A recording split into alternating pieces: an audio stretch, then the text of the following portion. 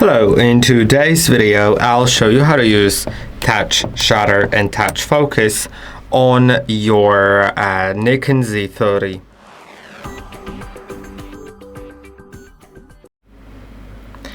You can use touch shutter and touch focus by first enabling it by first tapping on this button here to switch between different modes, and you can set it to off, so it's not doing anything. You can set it to position point focus, so when you tap somewhere it will follow the point that is selected on the screen, but it doesn't necessarily mean it will adjust focus to make the point selected sharp. It'll just adjust its focus to that point. So if it's blurred currently, if I move further away, it'll keep it blurred. And if I move closer, it'll keep it blurred as well.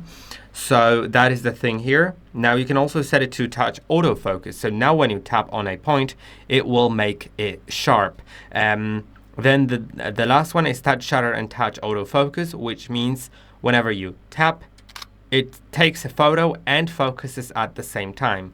It just does a focus and photo at the same time. And that's how it works. I hope that this video was helpful. Don't forget to like and subscribe, and I'll see you in the next one.